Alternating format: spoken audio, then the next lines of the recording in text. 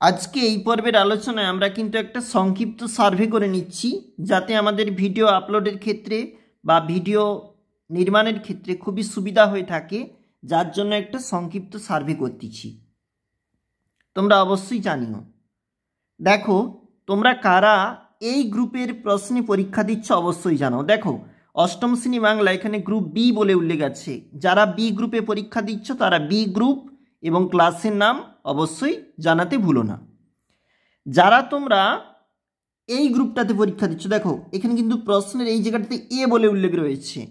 আমাদের একটা পঞ্চম শ্রেণী বাংলা, যাই হোক, এখানে কিন্তু এ বলে উল্লেখ রয়েছে। দেখো, কারা এই গ্রুপের প্রশ্নে পরীক্ষা দিচ্ছ তোমরা কিন্তু অবশ্যই জানিও যে আমাদের এ গ্রুপ আমরা ক্লাস 5-এ পড়ি বা অষ্টম শ্রেণীতে পড়ি, যাই হোক। তোমরা কারা এই প্রশ্নটাতে পরীক্ষা দিচ্ছ, দেখো এতে কিন্তু কোনো সংস্থার নাম উল্লেখ নেই, কিন্তু জনপ্রিয় সংস্থা, অবশ্যই জানিও।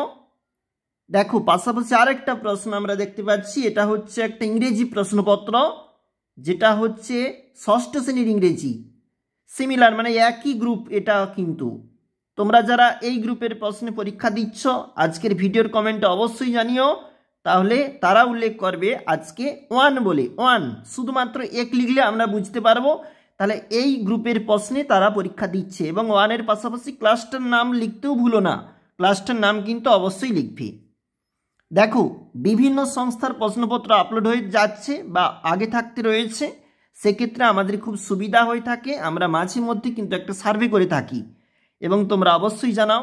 এখানে একটা জনপ্রিয় সংস্থা রয়েছে, অবশ্যই তোমরা সার্ভে রিপোর্ট দাও বা অবশ্যই জানিও। আমাদের স্কুল গ্রুপ বিতে নিচ্ছে, গ্রুপ এতে নিচ্ছে।